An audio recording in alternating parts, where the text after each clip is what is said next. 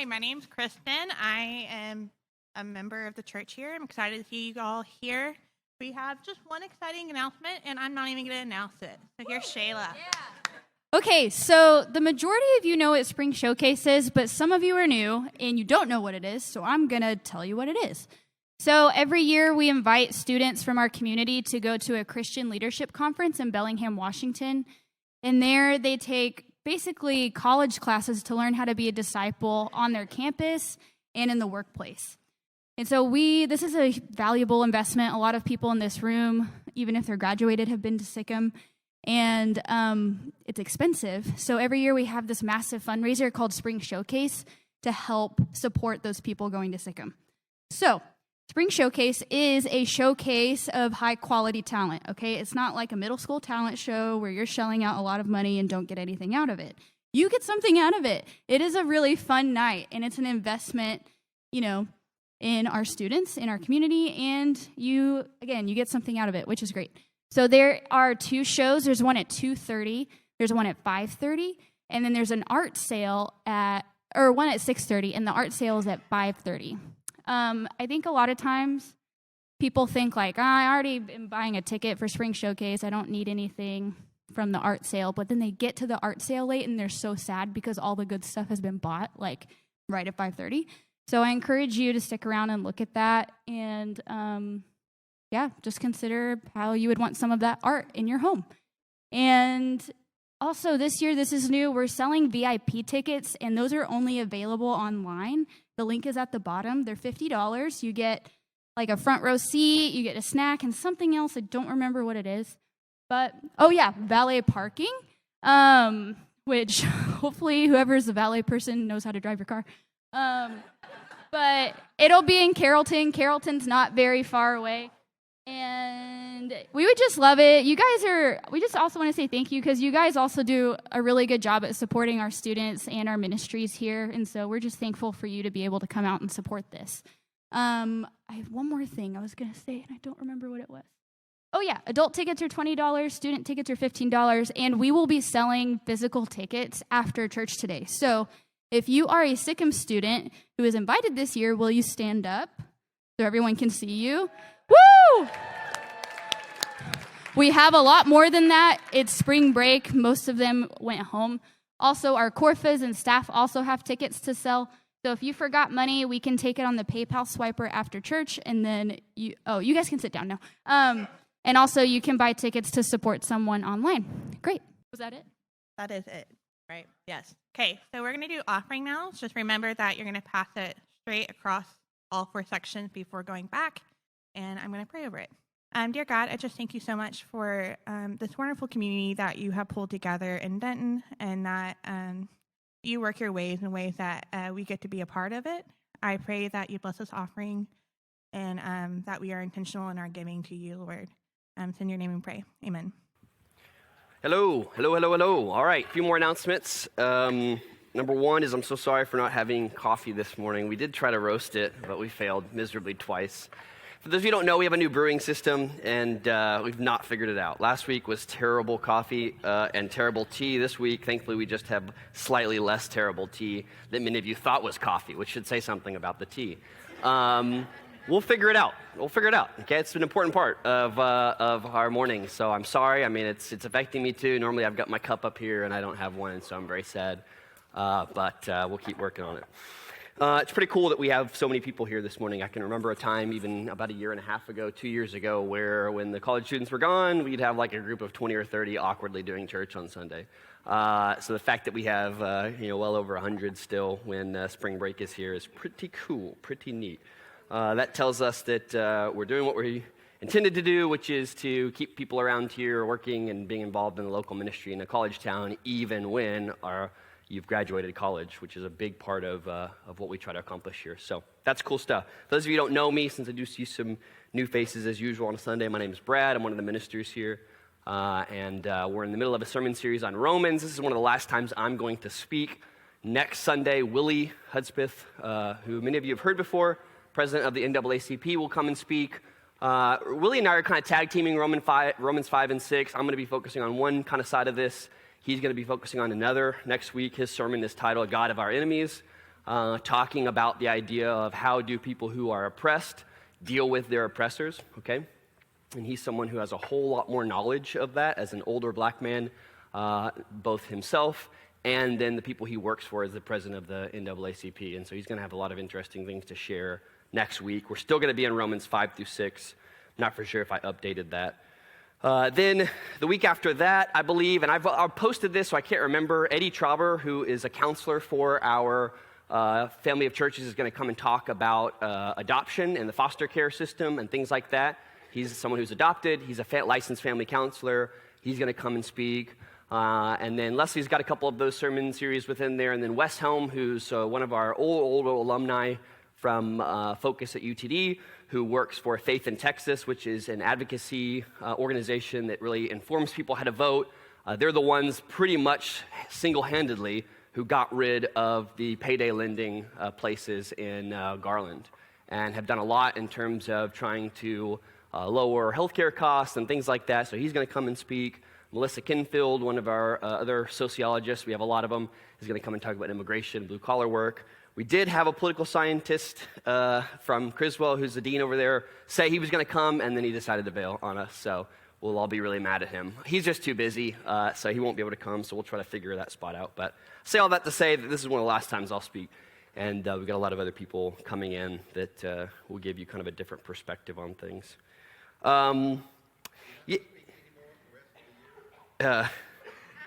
No, I'm giving up my job as speaking. You'll probably all be very satisfied with that after you hear the sermon today, which I talk a lot about planning my sermons in 5 minutes or 10 minutes, and what I really mean by that is that I've thought about it all week, and I've just thought about it in my brain, and then write down stuff. Well, today, I literally planned the sermon in 5 or 10 minutes. And the reason is because I meant to wake up at 7, but I didn't click that little button for the alarm, so I woke up at 9, so I had about 5 or 10 minutes to plan this sermon. So I had been thinking about it through the week, but I really literally planned this one. I have like 4 lines of text, so that should be interesting. But I'll let you do the prep work and the things that you need to do after. One more announcement that I wanted to make, which is kind of random, but for those of you who don't know, one of our, and pretty much our big mission here as a church is the Metro Auto Ministry, which is where we provide car loans, free car repairs to full-time college students, people who are disabled, veterans. We work a lot with Friends of the Family, an abuse shelter in Denton.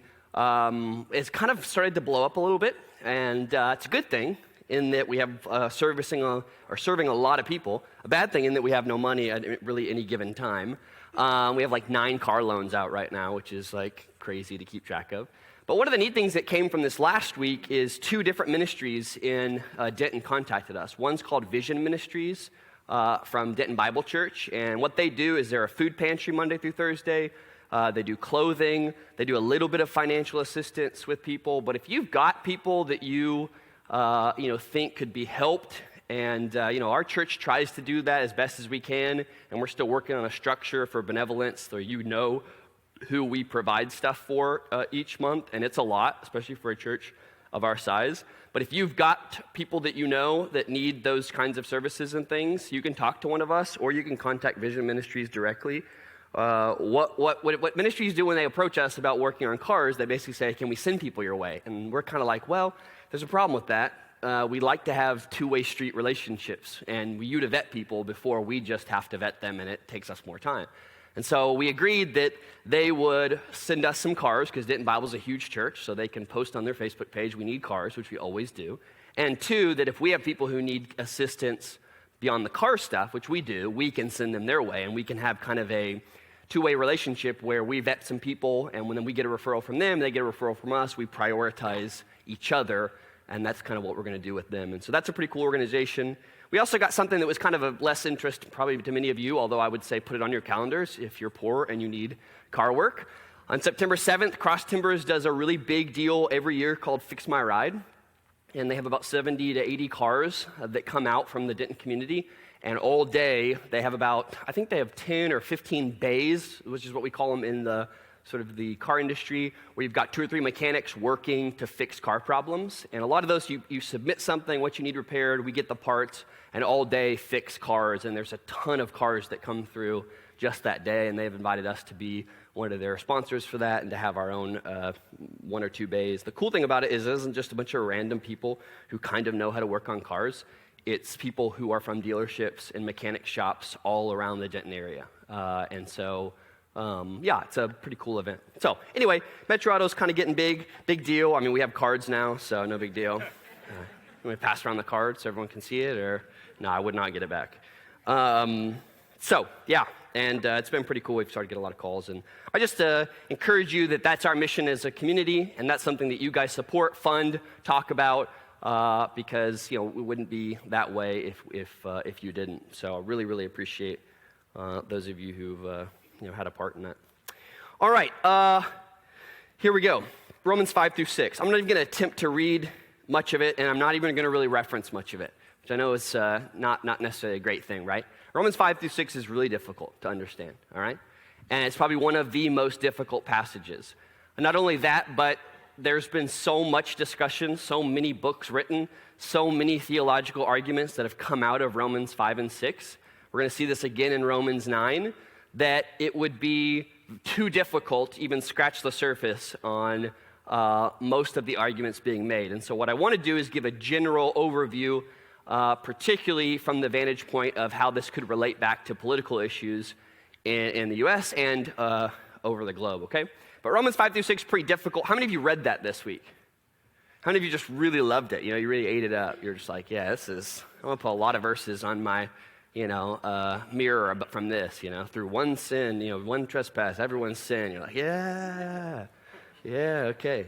No, because it's just really difficult. And there's so much there that you have to kind of unpack. And so my sermon title today, and it's inappropriate, the first part, and I probably shouldn't say it, but whatever, I'm going to. I always do. Freeing Willie, whose slave are you? Freeing Willie, whose slave are you? You guys don't remember Free Willie? Okay, well, good. Well, there you go. Got a variety of meanings. What'd you say? What are you going to say about Free Willie? He was a slave to SeaWorld, wasn't he? You don't think he worked at SeaWorld? What was Free Willie about? Because I don't even remember that. I think I'm confusing like the documentary Blackfish. Is that what it's called? No, I know it's a movie. I know you get to see his picture, So many memes of him. A boy saved him from what? He wasn't a slave? He either was or wasn't. It's a subtle slavery. Did he not know he was a slave or what?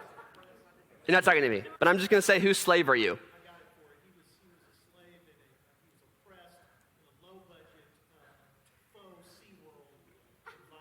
So he was a slave. Well, good. That's even better than for my illustration today. Whatever, man. I don't even care. Whose slave are you? All right. So I've always had a problem reading through this slave imagery because of a number of reasons. Number one is I'm not really a big fan of Paul calling me a slave to anything, okay? A slave of righteousness doesn't sound a whole lot better than a slave to sin because I'm still a slave. Not only that, but this is a very weird image to use when you're talking about choosing God or not. I don't know the last time you checked, or came to understand slavery. Slavery is not a choice. You don't make a choice. It is forced upon you. Now, we'll talk a little bit today about subtle slavery and how subtle slavery is much more common today than it was before, and in some ways it presents its own new challenges. But the whole slave imagery from Romans 5 through 6 isn't something that I hear a lot of Christians really get excited about, slave to God, God's slave. We love the adoption as sons and the whole imagery of moving from slaveship to sonship, but the whole idea of slave to righteousness just does not connect very well with me. So let's talk about something real quick. In Rome at the time, about 30 to 40% of the population were slaves. Now think about that for a moment. That is a ton. At the height of the Civil War, we had about 11% of our population, or the height of slavery in the U.S., we had about 11% of our population. 1860 was about 4 million slaves. We had about 35 million in our country, 10%. That doesn't even get close to the amount of slaves in Rome. Now, there's an argument there. No, don't hear me saying Roman slavery was far worse than American slavery, because in some ways American slavery was worse, and it's not really important to differentiate the two for now. The point is simply that to Paul's audience, you were generally going to be a slave, or at one point had been a slave and had gotten manumission, which meant you were freed from it, or you were a slave owner, and there wasn't a whole lot in between, okay? There just wasn't. So this imagery would very much connect with them in a way that when we think about slavery, most of us think, well, maybe my ancestors were slaves, but I wasn't. Maybe my ancestors were slave owners, but I don't know. So what is this whole slave thing? And so to get to the bottom of how this would even closely apply to us, we've got to recognize, as always in texts, that you start with what these people were hearing. When half of their population almost were slaves, this big issue was implied. And the majority of the church were going to be slaves because the church in its infancy, yes, attracted high income and powerful people, but the majority of people were not those people. They were slaves or had once been slaves, okay? Including, like, for instance, Luke, who was a physician. Most of us think, oh, well-educated man. Well, sure, but most physicians were slaves. So most likely Luke at some point or during his ministry was himself a slave, all right? And and of course, slavery is itself a weird word. Sometimes we don't differentiate between indentured servitude, things like that. Yeah, go for it. Right, so slaves were often put on mission from their benefactors, right? And particularly if you had gotten close to manumission or close to receiving your, freedom, you could have more sort of benefits because your owner or your benefactor or your patron would want you to stick around for a little bit longer in more of a kind of middle ground capacity. So it's not clear, and there's nothing to suggest to us that Luke was a slave any better than the argument that he wasn't. I'm just simply saying almost all physicians during that time period were slaves. Physicians were not like powerful people. That medicine wasn't like a really, very well-developed field of science, right? So you could be partially educated, but still be a slave. Does that answer your question, Kana? Yeah. All right. So anyway, most people would recognize this. Now, move forward to today, we have less than 0.1% of the global population in some kind of slavery. So we're talking in an infinitesimally small amount of people. The best estimates are somewhere between 50 and 75 million, which I'm certainly not trying to downplay this, but there's very few people in slavery today, and the kind of slavery we have today is not the easy, bought out, I bought someone, made them work for me. It's what we would consider subtle slavery. Indentured servitude, I'll give you some examples later, where people basically fall into slavery, get stuck, and can't get out, all right? And so that makes it very difficult. Most cases of slavery that we know about are in Asia Pacific area or in Africa, but still 0.1% of our global population would be considered in slavery, all right? And we tend to talk a lot about sexual slavery because maybe sexual slavery is more common in the U.S., let's say, even though it's, again, an infinitesimally small amount of people, and I'm not trying to downplay that. But the vast majority of slaves are not themselves sexual slaves, per se, but slaves in terms of their work life. Now, does that mean they get treated, and used as sexual objects? Absolutely, that makes sense. But sexual slavery, particularly as we think about it in terms of trafficking in the U.S., has more to do with young, underage people being trafficked, and we'll talk about that later. But there's all kinds of subtle slavery going on in our society today if we broaden this understanding of slavery. I mean, if you think about slaves and the whole process of slavery, particularly in the U.S., it was about taking a group of people for economic reasons, separating them, and making sure that all they did was the work that benefited and profited other people in other industries.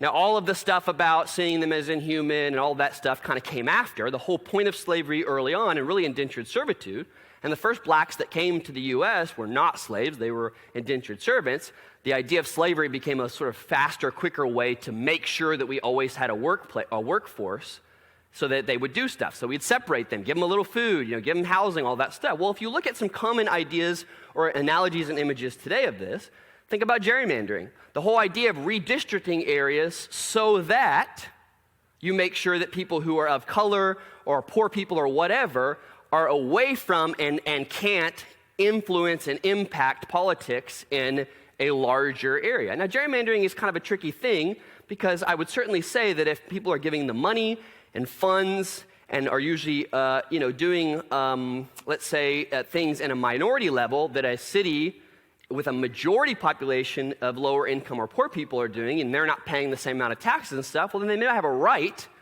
to have certain voting rules and regulations. But the tricky thing about gerrymandering is what often happens is we redistrict in a place so as to minimize minority or low-income people's voice. All right, that's the tendency there. I remember that even growing up in Plano when they redistrict Plano to make sure that Jasper didn't include poor kids like me, and I'm not poor and never was, and I was always in the middle class, but that was a very high-end part of Plano that tried their best to get the legacy line, only kids going to Jasper. And some poor kids like me who were right across the street. And again, I'm not poor, but for Plano's purposes, and for Jasper's purposes, I was maybe less than rich. I remember thinking in high school that I was embarrassed when people from my school would come over to my house because it was only one story. And, we had a very nice 4,000 square foot home. And 3,000, 2,000 probably, 25, yeah. But there was a house next door that was 2-story, so I would actually have my friends drop me off at that house and pretend that was my house and then go around back, which separated, our houses were sort of next to each other, so I would just go around there and then wait till they left and then move over to my actual house. I grew up with a bunch of people who had a lot of nice cars. I had a very, very, very not nice car. But what's actually pretty cool about it is my car was so not nice that people loved to borrow it from me to go and basically just wreck it into things, and they would trade me their nice car for it. So it actually ended up working out pretty good. If you want to know what my car was, as a 16-year-old in 1999, I had a 1983 Delta 88 Oldsmobile. All right, we're talking 2-foot front end, red velvet kind of interior. I'm talking, I was not cool. Now, my parents really tried to, a Dallas Cowboys, player had it at one point. And I'm like, who? Like a bench warmer? Like what? This is not a cool car. I was very embarrassed about my car. I'd park my car actually a lot of times at the Montessori, way away from Jasper, and then walk to school. That's how embarrassed I was on my car. And I'm just telling you these things because they're embarrassing to me, and I'm going to make a point about it a little bit later on. All right? So, awesome car. We had this blue van. It was also like a 1983, and it was so old that it was literally a Toyota, and you know what the model was? Van, okay? Because back then, there was no genre of van. It was just, the model is a van. My friends had a very non-affectionate racist name for that car. And again, when my parents would drop me off, I would try to tell them one location and then walk to the next location. So there's definitely this sort of mentality, within these areas that some people fit in and some people don't. And the whole gerrymandering thing comes back to this idea of let's put the workers in one place and let's put the people who benefit from that work, which they wouldn't say, but are managers of that work in a whole nother area. We see the same thing with welfare.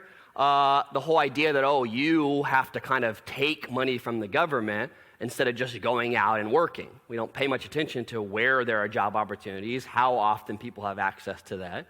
And while we certainly have a whole lot of people gaming the welfare system, the number of people doing that and staying in welfare is very, very low, meaning the people who are constantly receiving welfare benefits. They go in and out and in and out and back and forth, and it seems this kind of non-stop, ever-ending thing. Fair housing, again, a whole other issue.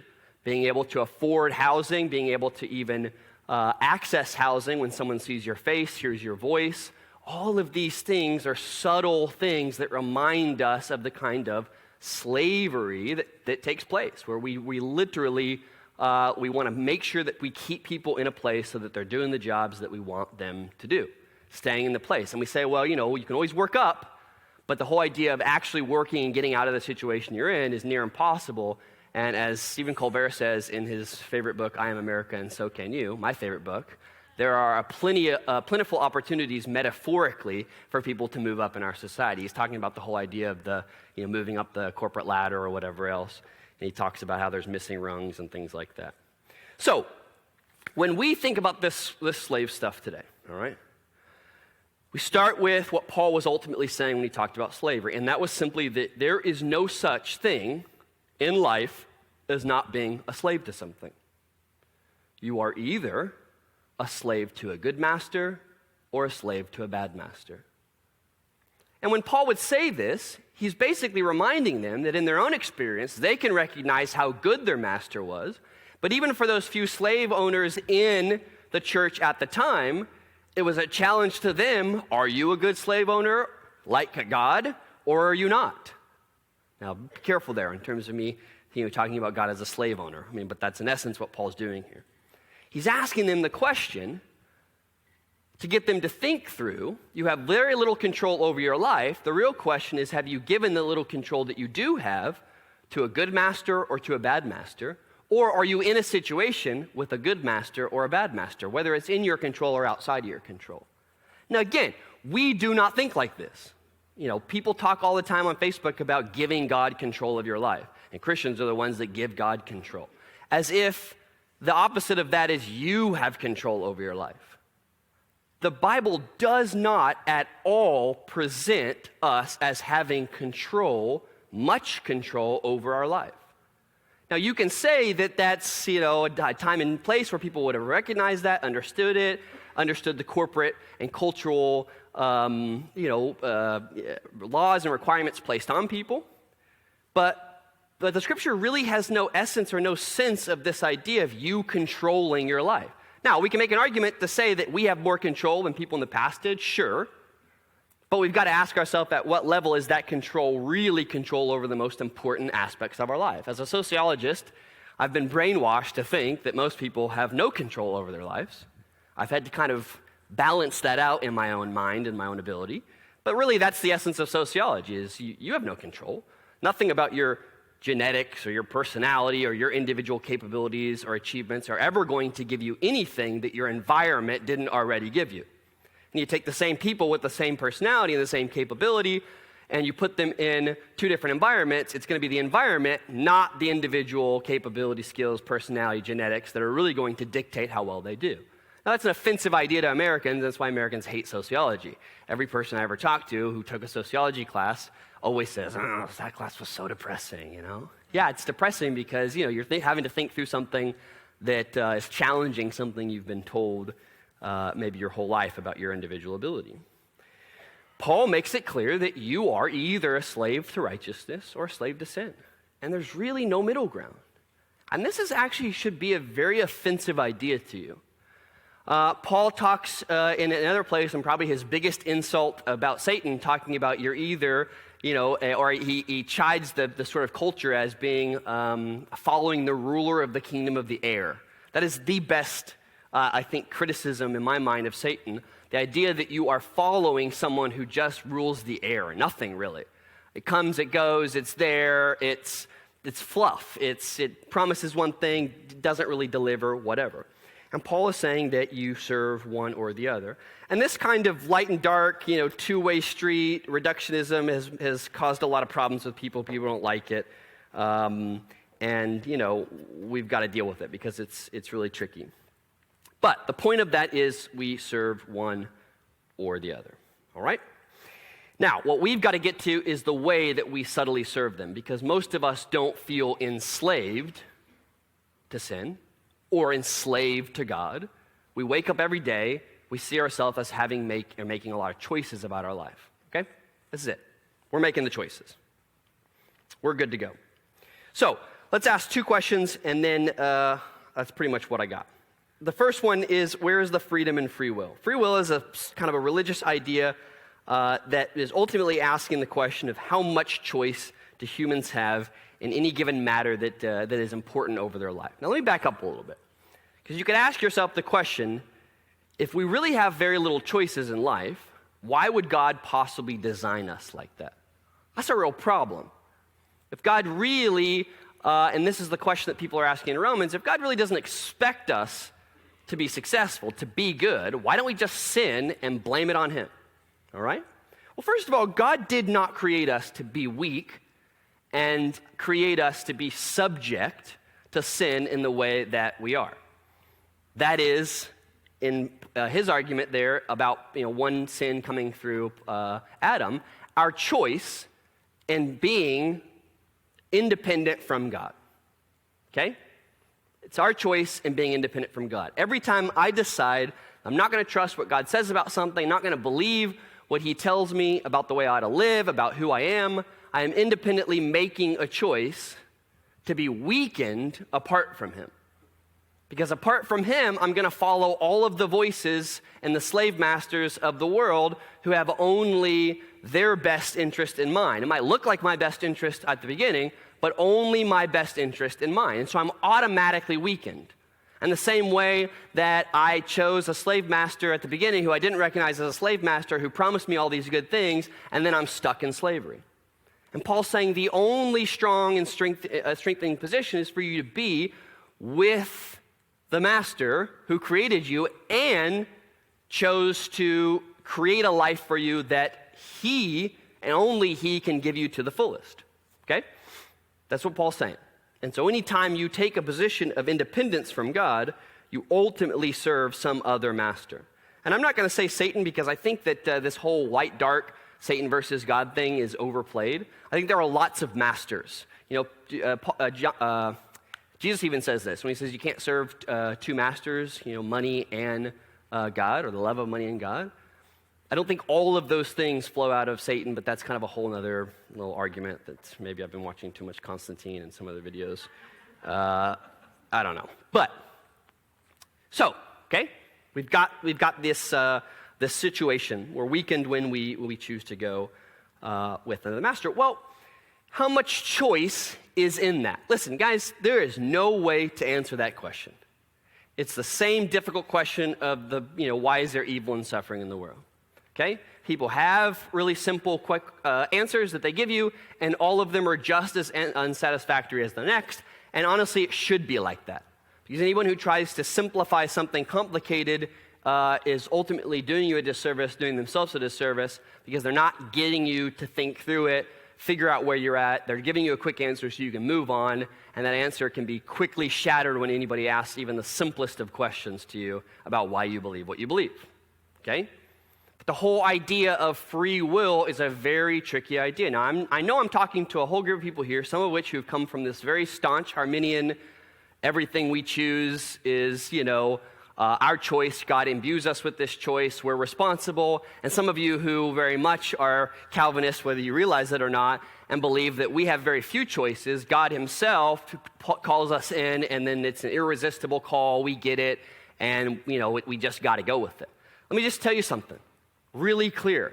If you are staunchly on one side or the other, you haven't really fully addressed not only the scripture, but what a lot of really smart and godly men and women of faith have really thought throughout the years.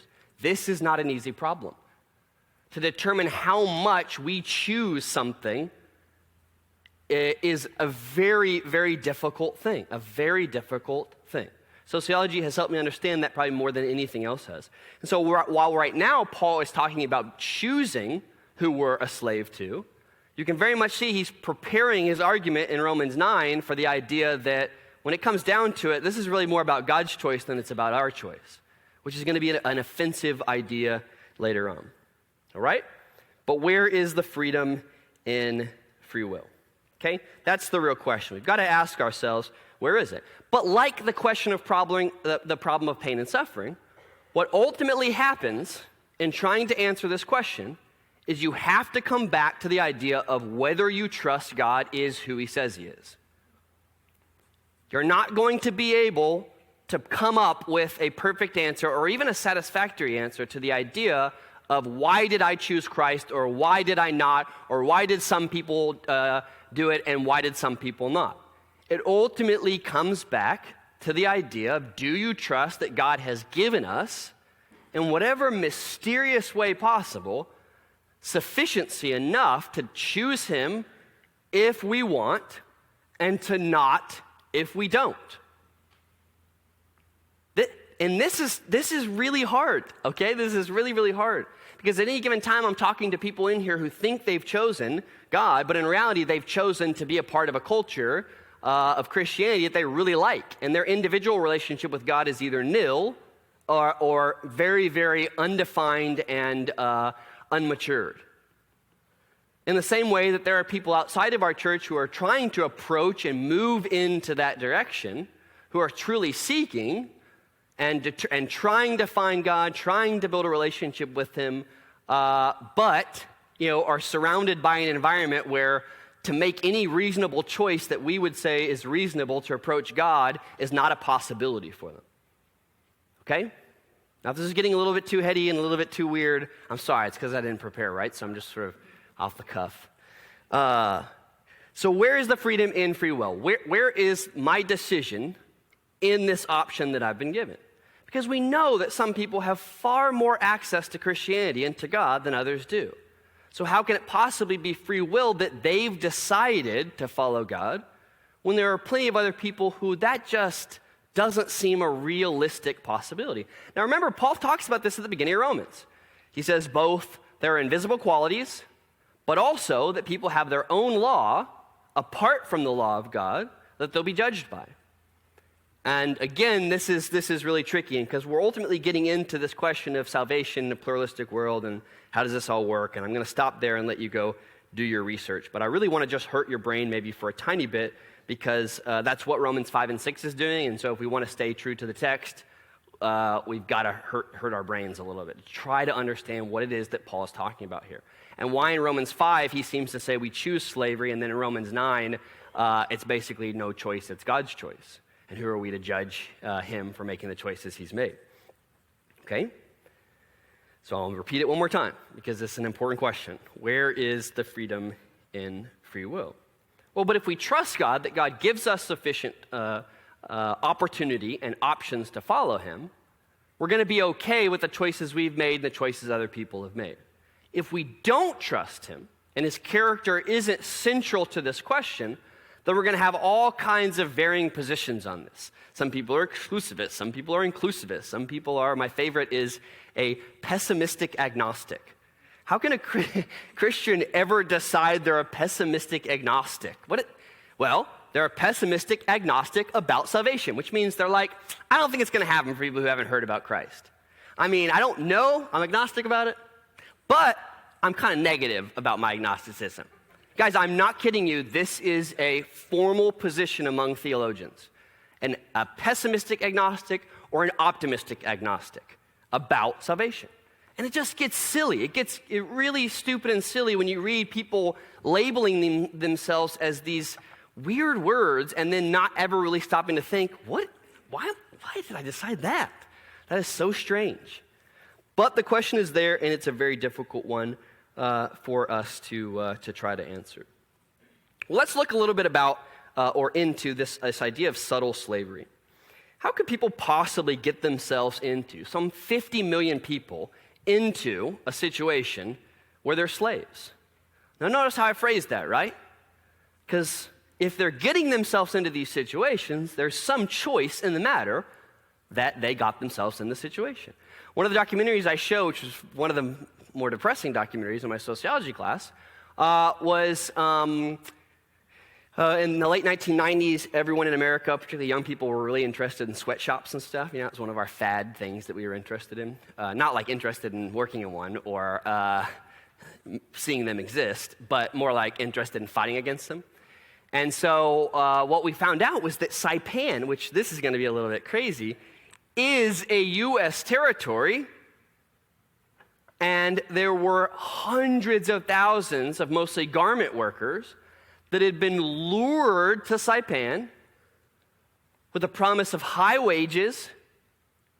And what we found out is they were in dilapidated buildings, locked in, working 15 to 18-hour days, making $1, $2, $3 a day, which somehow in Saipan, since it's a territory, the government federal minimum wage didn't apply to them. And most of them didn't even pay back the bills they owed from the plane ticket over until a year and a half into their work. What do you think about that for a moment?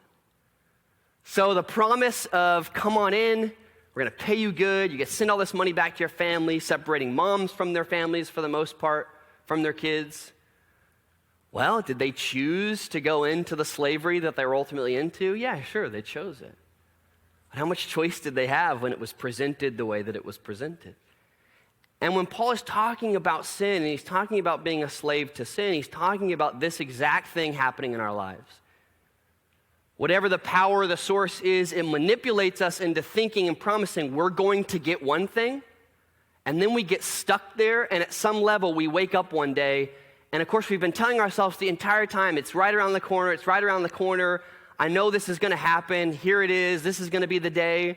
And all that's happened within a year or 2 years, I've basically gotten used to being in my slavery. I might not even call it slavery. I might call it, oh, it's a bum deal, but all these other people around me are in it. So, I'm like a pig rolling around in the mud, and pigs are actually pretty clean, right? So it's a bad analogy, and getting used to it as if mud is pretty much the only environment, around me. Eating slop, and then I get a decent meal. You ever figured, how can dogs eat that stuff all day long? And cats too, right?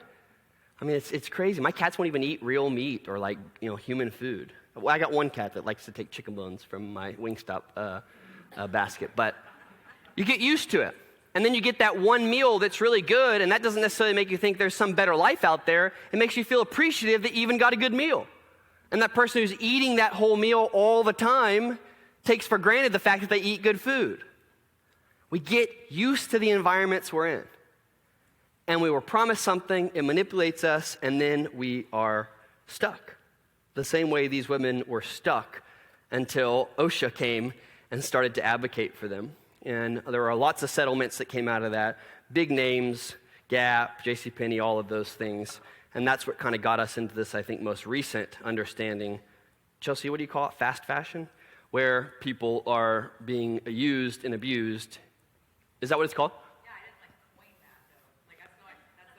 Yeah, I know. I'm sorry. I'm just saying you are the one that introduced me to that idea.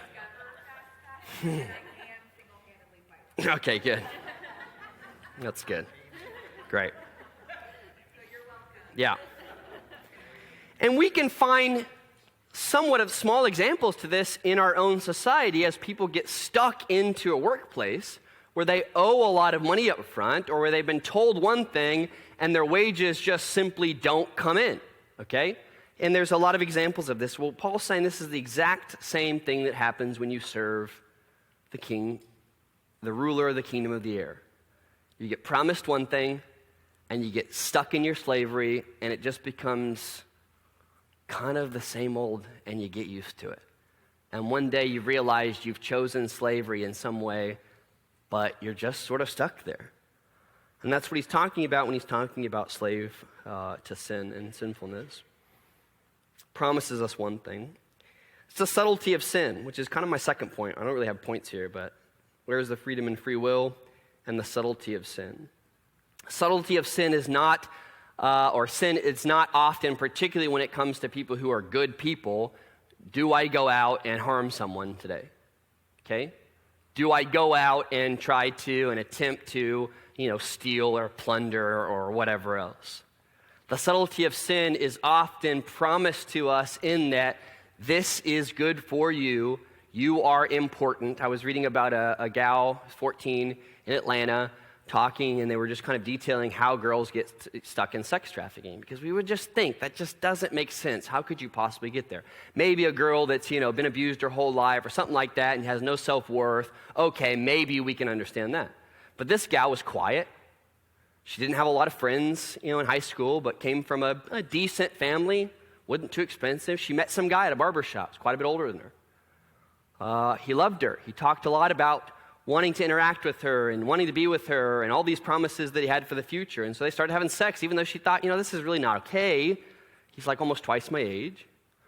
So after about 2 months into the relationship, he said, we were kind of tight for money. Have you thought about maybe, just sleeping with a couple of my friends who would pay you to do that? Now, I know some of us would think that's not like a transitional conversation into anything. But, this guy loved her, so why not? So, yeah, okay, we need money. We'll take care of it. We'll do it. We'll go in that direction. That's fine. 3 months later, after having sex with 40 guys in one day, okay, she talked about being ready to leave. He pulled out a gun and made it very clear she wasn't going to leave.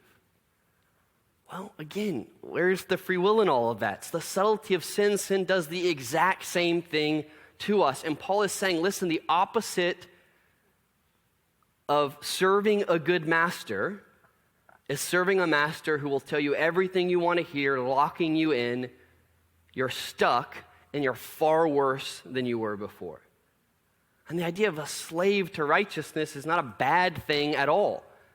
When it comes down to our weakness and our inability to do what's right, to make right decisions for ourselves, it's still slavery in the sense that we've got to in some ways beat our body. There's no way to get in line with what God wants us to do and have the Spirit within us without being able to work hard and have days that are not fun, that we have to will our way through the decisions we're making.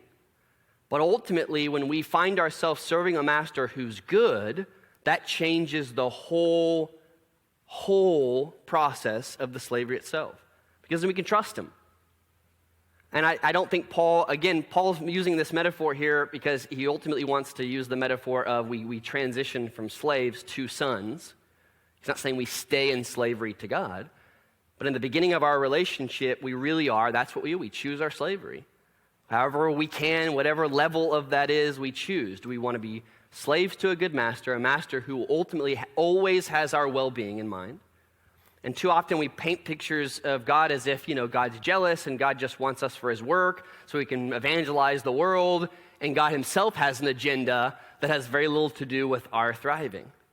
And yet, that's just not the character of God.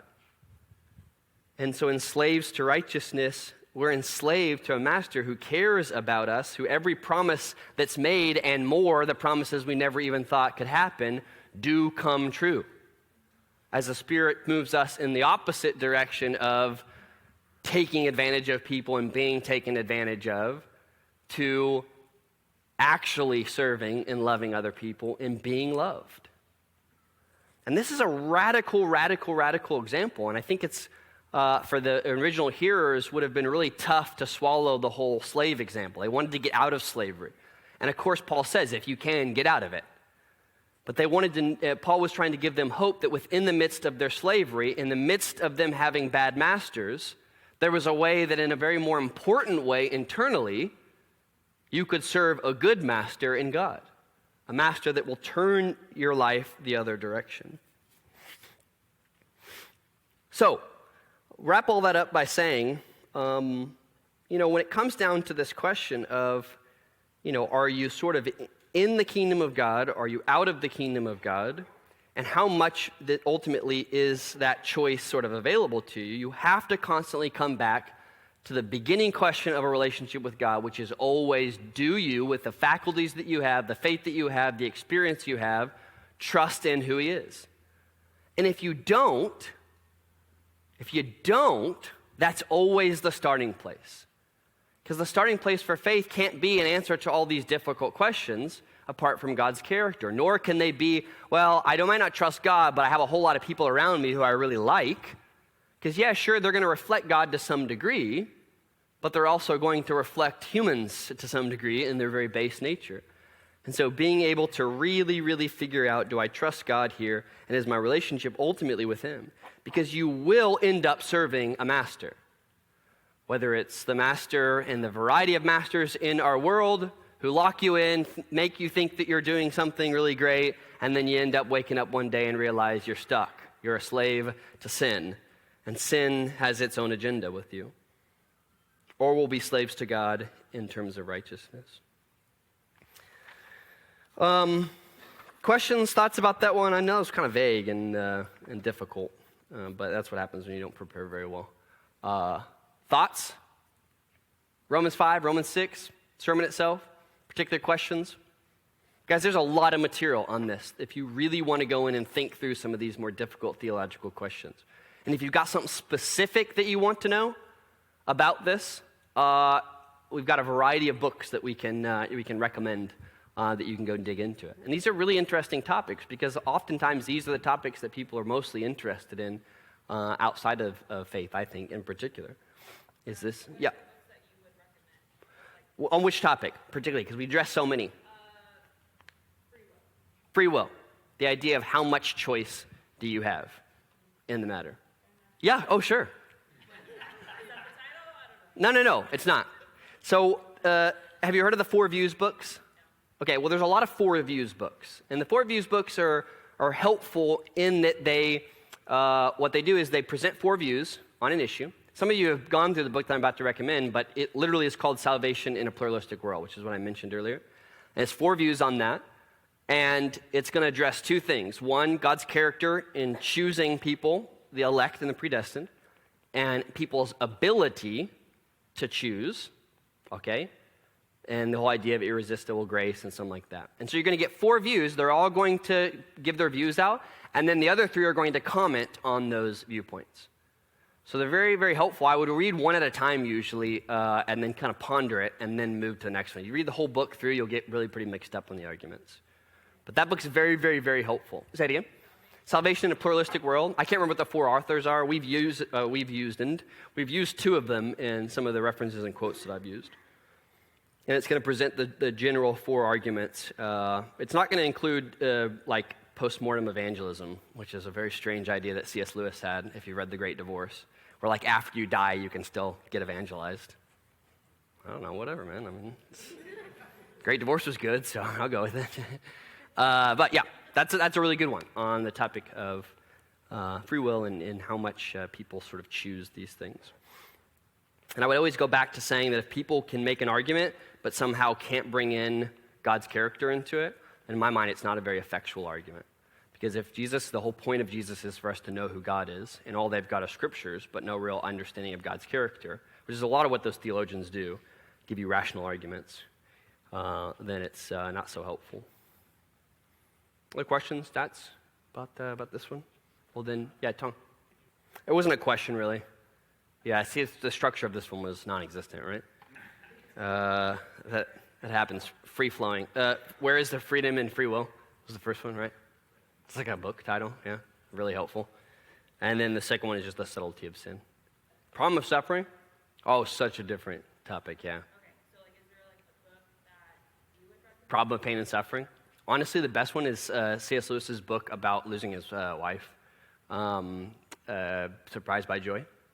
Because it's not a theological argument. It's all about him dealing with suffering and grief and being really honest as Job was with God. How could you allow this? And coming back to the position at the end of, the best I've got is the question of, do I trust God's character or not? It's not, do I have a great argument? It's not, do I feel any better? Because that's the thing, there's a professor here that many of you hate, who's a sociology professor at UNT, and he did these little, Yancey, yeah, George Yancey. Some of you are laughing because you hated him. But he did this real cool thing for us really early on in our ministry where he did answering 10 common objections to modern-day atheists. And one of them was all about the idea that there's 2 kinds of people who ask you about problems of pain and suffering, people who are going through it, and people who just want to have a mental argument, and the way you answer those is very different. That was really helpful, I thought, because it's very true. Because ultimately what we have is a loss of relationship usually. And if we can bring it back to another relationship that we can trust in, I mean, that's really the only answer that any of us are going to feel good about. Not mentally. Remember last week, the mental assent, verbal consent, that's not going to matter. Yeah. Any others? Right here. Yep, right here. Okay, you, sir. So like with people who are given decisions and it's between... So rather than God just determining all your choices for you? Yeah. You want that? Do you live? Do you live then, or are you really just a programmable robot, right? That, I mean, you dictated the emotions, the feelings, the things that you had. One of the really big confusing points that people get mixed up with is the difference between God not being limited by time and God actually making choices for you. This is a very different idea. I mean, to be able to see time as a continuum we've actually got a lot written on it, and understanding is seeing it as less of a sort of linear thing and more of an all at once. But because he knows what we're going to do before we do it, it has nothing to do with him dictating those choices for us. And of course, the idea of the sex trafficking thing, again, the real question comes back to, is God a fair judge? What things does he hold us guilty for, and what doesn't he? And that's why this whole idea of forgiveness is such a radical idea. But if you really think through it, it's the only possibility. Because, so many of people, the things that they've done, the things that they will do, have to do with the environmental choices that were offered to them and around them. I remember I've always been really interested in the development of gangs in South Central LA. Kind of because we would go to Disneyland a lot when we were growing up, and so just being in that area and knowing that there's like a Disneyland and kind of right in the middle of one of the worst gang-infested areas is just it's U.S. at its best, you know? One of the things that you listen to with these, many of whom are Christians, they go to church, is they talk about kind of getting into this animal mode when they're in the streets. It's like they know what they're doing, they know what's happening, but if they're going to survive, these are the choices that are set before them. And just thinking about that, and how does God judge and think about those choices that in some ways weren't choices, and then how does he see people making choices that really are choices, and how does that work? It's just, there's no easy question. There's no easy answer, guys. We can talk all day long, and you can read plenty of theological books about it. The question comes back to, do you trust God's judgment? When you look at his experience, when you look at how he's operated in Jesus and in the Old Testament, do you trust his judgment? Because if you don't, then you've got to rest on theories so that you can expect, people are going to listen to your theories and think they're really smart and good and great. Well, and I think, you said just that, maybe just a relationship. Well, and I think the other thing we got to remember, too, is so much of the stuff that we define sin, it has to do with a bunch of nots and don't do this. But that's not how God sees sin. I mean, God sees us as, anything that we don't do that, he, created us to do and wants us to do is equally sin. So you got a whole lot of people who are good people, haven't done anything wrong. They've also not ever really done anything right. And maybe those are the people we got to worry about sometimes. Certainly that's how the Israelites kind of were at their highest Pharisaical level, is they had done nothing real wrong, but a whole lot of things not right, and that was wrong. And so that can be really, really tricky. I think Josh just told me the book by C.S. Lewis is called A Grief Observed, Not Surprised by Joy. That is kind of a weird title if it was Surprised by Joy in the midst of his wife dying. But I think it's A Grief Observed. I think that's right. It's an excellent book, particularly if you're going through something really significant in terms of pain. The way C.S. Lewis writes, and particularly when he bares his soul really honestly, it's pretty powerful. Any others? Questions, comments? All right, I'll say a prayer, and then we'll take communion the way we do. Line up and dip the bread in the juice. And I will tell you that if this is something you're kind of interested in, we'll revisit again in chapter 9. And so I'll spend more time digging in and delving into the more practical aspects of this idea of choice and how people make choices and what God holds us to. Lord God, thank you for creating us exactly how you intended to create us. It's so easy to look at our lives that are full of mistakes and full of making the wrong choice and being in the wrong spot and think you messed up somewhere along the way. But we try our best to trust you and try to understand and internalize and know that you love us and love us deeply. That you really are a good God, a God that from the beginning set out to make us in a way that reflects your character, and that your mercy is never ending and can't be exhausted, and that no matter what we've done or the people around us have done, that you are a merciful God, a God that is just and will eventually do away with sin and corruption and evil, but a God that in the meantime has mercy that knows no bounds. Thank you for that in Jesus, that you would show us an ultimate commitment to us and to our futures. We love you and we think about you now. Amen.